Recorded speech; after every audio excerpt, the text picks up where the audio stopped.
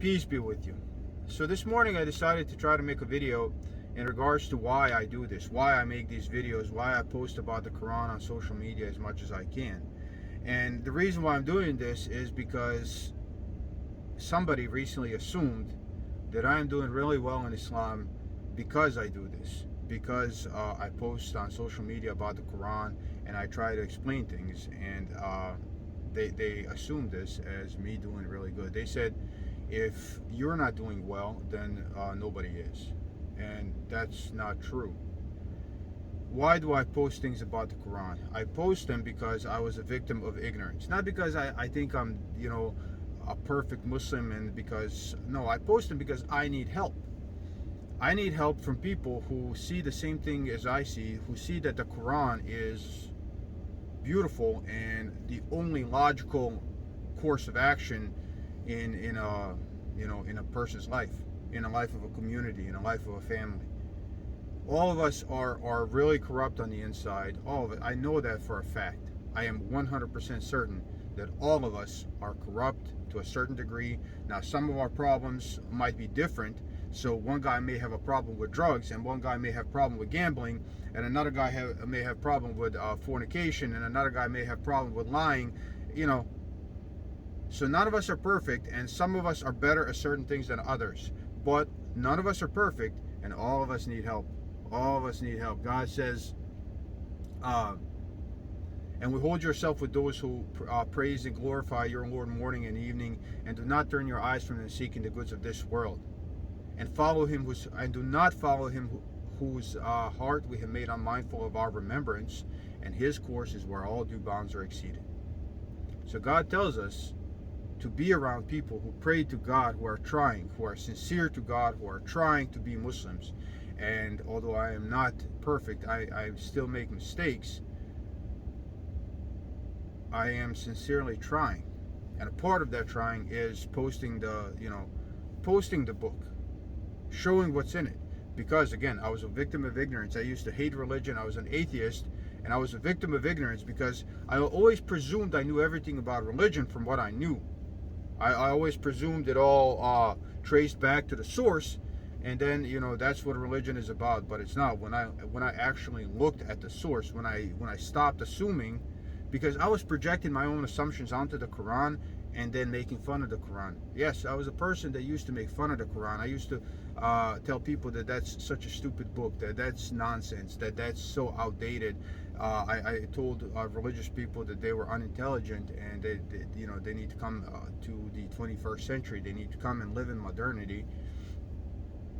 But then after I read the Quran, I realized I was an idiot.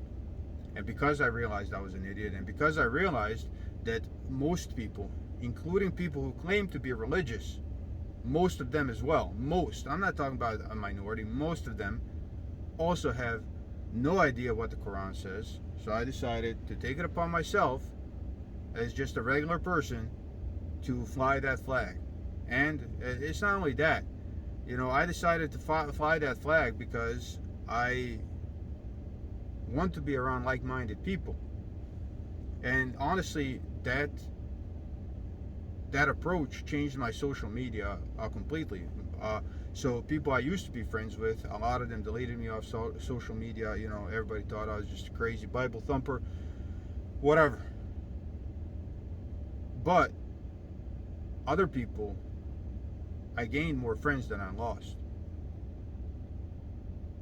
And not only that, once I flew the flag, if you will, once I started talking about the Quran and the Bible and everything a lot, once I made that a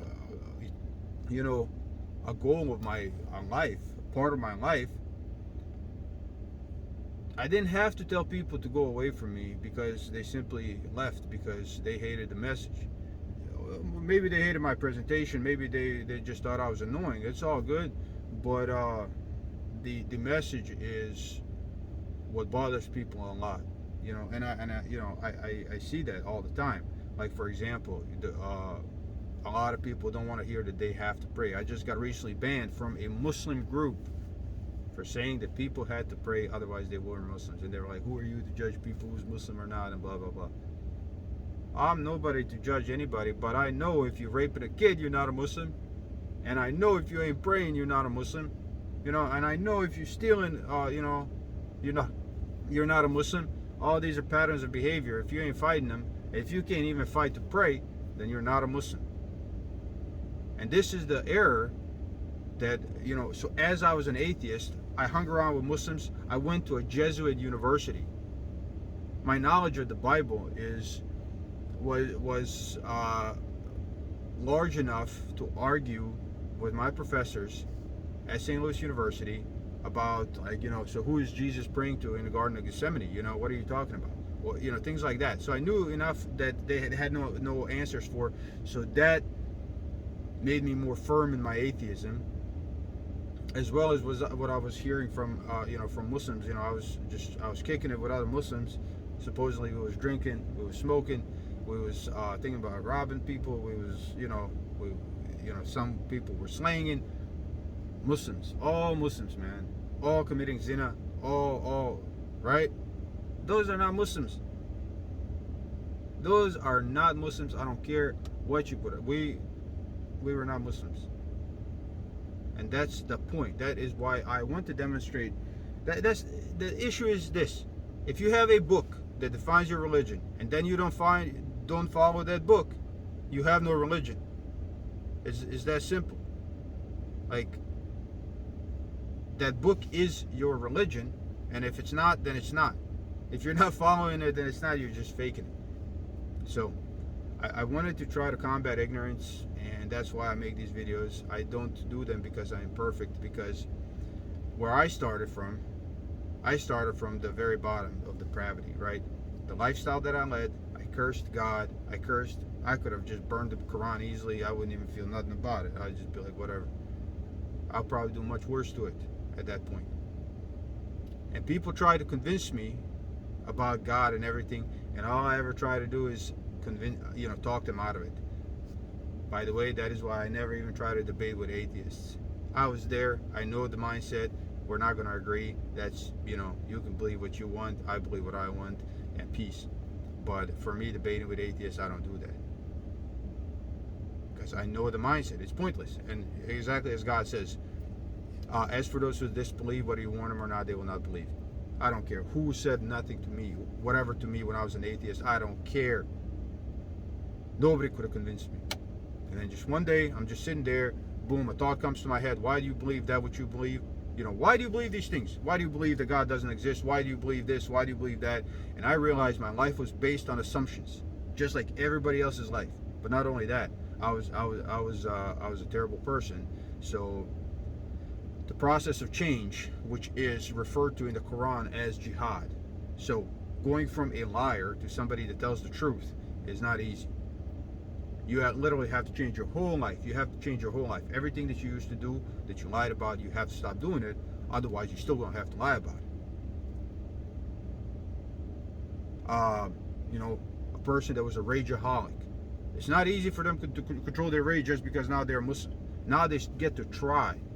And that is the purpose of prayer, to correct these character flaws that we all have, and I have especially. But knowing where I was and where I'm at, and knowing that I am the weakest among everybody as far as character flaws, and at least that's my perception, because I know my past. If I can do it, then it is certainly doable for all people who are better people than me. So that's how I know everybody can do it. What's in the Quran is doable for everybody. There is no special bar. You literally just have to be a reasonably decent person. That's all that is. You just can't be a liar. Can't go around fornicating, like an animal. You can't be cheating people in business. You got to give charity. You got to help others. Take care of your family and your relatives if you can. This is basic stuff that we all pretend to already be, except we're not. And that's why. So when I post on social media. I certainly do not claim to be better than other people, but I am trying to combat ignorance and encourage people to be successful, because they can be successful, because I also live in a real world and I see that everything is inviting people to sin. Shit, Cardi B is a role model for 13-year-old girls, and that's your daughters, and that's my daughter, and that's scary. That's scary. That's got to be eliminated. And the only way that can be eliminated is actually by raising awareness of how decrepit we are, how disgusting we are. And the only way I can do that is try to present a mirror, which is the scripture, which is the Quran, which is the parts of the Bible. And that's it. So that's why, this is why I do what I do. I'm not a preacher. I don't have any formal education. I'm just a regular dude that reads the Quran. You know, I am certainly not better than everybody. I am worse than everybody. And I really think people should consider obeying this book as a matter of their religion of faith, because God is real. God is real, and the sooner you accept that reality, the better it is for you. Better is for everybody. Then you can change. You gotta, God says that this world is nothing but an illusion. What can you gain in a world that is going to decay and die anyways? There's nothing you can gain, including yourself, that isn't going to decay and die and whatever. And you can give your kids wealth, and then they can just piss it all on drugs and alcohol and partying. And if you don't think that that's a real issue, I don't know what shows there are now, but I'm sure there are. When I was younger, there was Sweet 16. It used to be on MTV, and I'm sure there's some shit on YouTube about it. Excuse my language. But these kids, it just shows how spoiled they are because they have money. If you really want to give your kids something, you give them faith.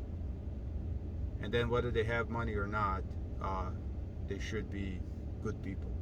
Their lives will be more fulfilled than if you just give them money, spoil them rotten, and don't make them understand reality of the life they live. And then one day they're going to wake up, 40 and miserable, 50 and miserable, 70 and miserable, and then they're just going to die knowing that they wasted their life and they did not remember God at all. And to God we all have to return, and that is the reality. And that's what people need to understand, and that's what we all need to understand, but that's really hard because we are distracted from so many places in this world. But from God we came, and to God we will return, and that's just a basic point. And God says, here are the rules, this is the playbook, and if you can, warn everybody and hand them the playbook, and that's it. That is it. Whoever hears the Quran has been warned, whether they believe in it or not. They were warned. And it was never on anybody, including the prophets, to convince anybody else to believe. Their job was to warn. They just went warning people. They were doing like, oh, please join my group.